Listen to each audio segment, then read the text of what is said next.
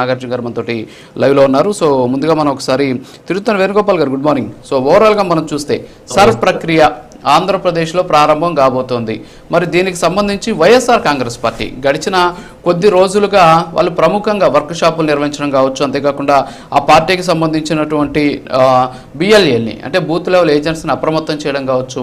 So ఈ విధంగా ముందుకెళ్తూ ఉన్నటువంటి సిచ్యువేషన్. సో ఏంటి వాళ్ళలో జరుగుతున్నటువంటి ఆందోళన ఏంటి? లేకపోతే మీరు అధికారంలో ఉన్నారు కాబట్టి వాళ్ళ ఓట్లను టార్గెట్ చేసి ఇబ్బంది పెడతారనేటటువంటి ఆందోళన అయి ఉండొచ్చా? లేకపోతే గతంలో మీరు కూడా చూశారు తిరుపతిలో ఏ విధంగా ఉప ఎన్నికలు జరిగాయి, ఆ సందర్భంలో ఎంతమంది అధికారులు దానికి బలయ్యారు అనేది కూడా చూసినటువంటి పరిస్థితి. సో ఆ దిశగా ఉన్నటువంటి ఇలాంటి ఓట్లు అంటే పక్క రాష్ట్రాలకు సంబంధించినటువంటి ఓట్లు లేకపోతే దొంగ ఓట్లు తొలగిస్తారనేటువంటి ఆందోళన ఏమైనా ఉందా? ఎందుకని ఇలాంటి ఆందోళన చెందుతుంది వైఎస్ఆర్ కాంగ్రెస్ పార్టీ? రాజుగారు మీకు అదేవిధంగా ప్యానెల్లో పాల్గొంటున్న వివిధ రాజకీయ పార్టీ నాయకులకి అదేవిధంగా విశ్లేషకులకి ప్రైమ్ లైన్ ప్రేక్షకులకు అందరికీ నా నమస్కారం. సరే, ఈరోజు ఏదైతే దొంగ అన్నట్టుంది వైఎస్ఆర్సీపీ కోఆర్డినేటర్ స్టేట్ కోఆర్డినేటర్ సిద్ధం రామకృష్ణారెడ్డి కొంతమంది ప్రవర్తన అంటే ఈరోజు 175 నియోజకవర్గాల్లో SIR సర్ అనే సంస్థ అనే ప్రభుత్వం ఒక సర్వే చేసి ఏదైతే దొంగ ఓట్లు ఉన్నాయో వాటిని తొలగించే ప్రయత్నంలో ఒక చర్య తీసుకుంటా ఉంటే నేను ఒక 3 days బిఫోర్ ఈ సిద్ధం రామకృష్ణారెడ్డి గారు మీటింగ్ పెట్టి కేంద్ర కార్యాలయంలో పార్టీ జిల్లా కోఆర్డినేటర్లు, పార్టీ జిల్లా అధ్యక్షులు, ఎమ్మెల్యేలు, సమన్వయకర్తలను, రాష్ట్ర ప్రధాన కార్యదర్శిని, బిఎల్ఎల్ వరకు అందరికీ ఒక పిలుపునిచ్చాడు. ఏదైతే దీన్ని అడ్డుకోండి, దీన్ని అడ్డుకోకపోతే బంగ్లాదేశ్ లో ఏదైతే తృణమూల్ కాంగ్రెస్ ఓడిపోయిందో ఆ విధంగా మనం కూడా ఓడిపోవాల్సి వస్తుంది. అదే విధంగా డిఎంకే తమిళనాడులో ఏ విధంగా ఓడిపోయిందో ఆ విధంగా మనం ఓడిపోవాల్సి వస్తుంది. ఖచ్చితంగా దీన్ని అడ్డుకోవాలి అంటే అప్పుడు ఏమని అర్థము? వైఎస్ఆర్సీపీ నాయకులు ఇండైరెక్ట్ గా దొంగోట్లని ఏడ పెరికేస్తే మళ్ళీ మనకు ఈ 11 సీట్లు కూడా రాదు అని చెప్పి ఒక దీంతో భయంతోనే ఈ రోజు ఇలాంటి కార్యక్రమాలు చేస్తా ఉన్నది అని చెప్పేసి రాష్ట్ర ప్రజలందరూ కూడా తెలుసుకుంటున్నారు. సరే, ఈ రోజు చూస్తున్నాం, ఈ రోజు బై ఎలక్షన్స్ లో గతంలో 2019 నుంచి 2024 లోపల జరిగిన ఎలక్షన్స్ లో బై ఎలక్షన్స్ లో చూసాం ఏ విధంగా అక్రమంగా ఓటేశారు, ఏ విధంగా బై ఎలక్షన్స్ లో గెలిచారు, అదే విధంగా లోకల్ బాడీ ఎలక్షన్స్ లో ఏ విధంగా జరిగింది, అదే విధంగా ఏది సొసైటీ ఎలక్షన్స్ లో కానీ కోఆపరేటివ్ బ్యాంక్ ఎలక్షన్స్ లో కానీ ఏ విధంగా దొంగ ఓట్లు వేసుకోవడము, ఏదైతే ఒక్కొక్క కార్యకర్త వాళ్ళ బంధువులవి వాళ్ళకి ఏదైతే వాళ్ళ స్నేహితులవి కనీసం ఒక 100 ఓట్లను ఎక్కించాలి. అప్పుడే అతనికి ఏదైనా ఒక పోస్ట్ అనేది ఇవ్వడం జరుగుతుంది. అలాంటి వ్యక్తుల చేత ఎలక్షన్ రోజు వచ్చి ఓట్లు ఎక్కిస్తే వాళ్ళకి ఆ ఓటేసిన వ్యక్తికి డబ్బులు ఇవ్వడం జరుగుతుంది.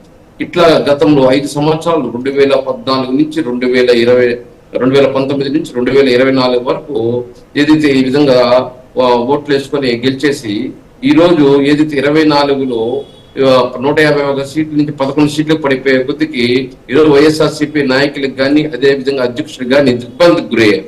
అంటే మనం ఏదో చేసేసాము, సంక్షేమం చేసాము, అభివృద్ధి చేసేసామని చెప్పి రాష్ట్ర ప్రజలు నమ్మించే ప్రయత్నం చేశాము. మనం చేసిందంతా రాష్ట్ర ప్రజలు తెలుసుకున్నారు. మట్టిలో దోచుకున్నారు, మైన్స్ లో దోచుకున్నారు, శాండ్ లో దోచుకున్నారు, లిక్కర్ లో దోచుకున్నారు, దేవాలయ భూముల్లో దోచుకున్నారు, ప్రభుత్వ భూముల్లో దోచుకున్నారు, అదేవిధంగా ప్రైవేట్ భూముల్లో దోచుకున్నారు, అన్ని దోచుకున్నారు. అది కాకుండా చివరికి దేవదేవుడు వెంకటేశ్వర స్వామి ఏదైతే పరకామంలో కూడా దోచుకోవడం జరిగింది.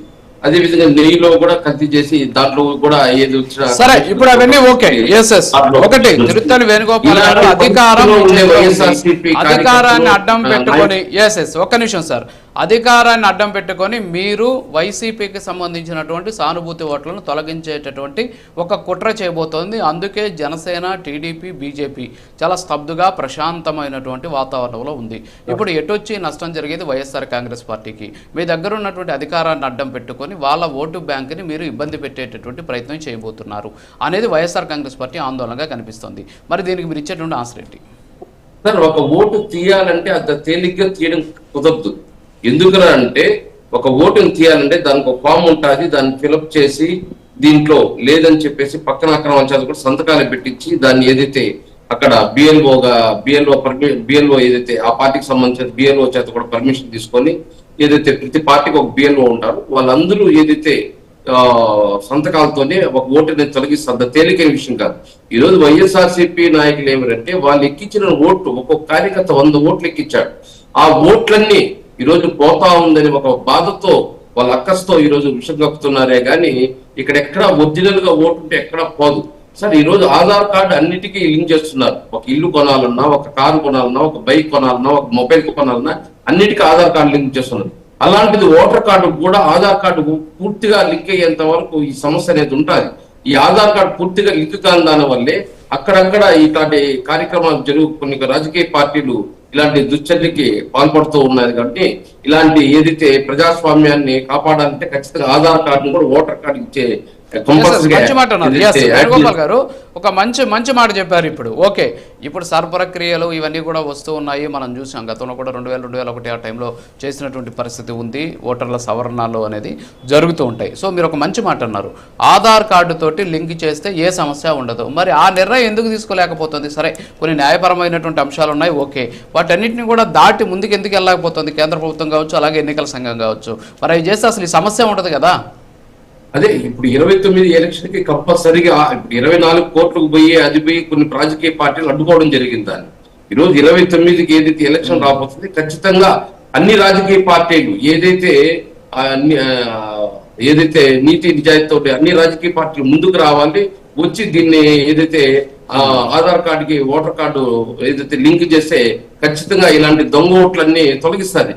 అంతేగాని దొంగ అని అనడం ఇది చాలా రాష్ట్ర ప్రజలు నవ్విపోతున్నారు. ఈరోజు వైఎస్ఆర్సీపీ ఏ స్థాయికి ఎదుగుతా ఉందంటే ఇప్పుడు అక్కడ ఓట్లు తొలగించింది అన్న వల్ల బంగ్లాదేశ్ నుంచి వచ్చిన దాదాపు ఎంతమంది ఈరోజు తరలిపోతున్నారు. బంగ్లాదేశ్ నుంచి అక్రమంగా తరలి వచ్చి వెస్ట్ బెంగాల్ నుంచి వెస్ట్ బెంగాల్ కి వచ్చిన ఏదైతే అక్రమ వలసదారులు ఏ విధంగా బయటపోతున్నారు, దానికి కోఆపరేట్ చేయాలి. ఎక్కడన్నా ఇది ప్రాబ్లం అధికారులకి ఒక సూచన సలహాలు ఇవ్వాలి. అంతేగాని చర్చిద్దాం. వేణుగోపాల్ గారు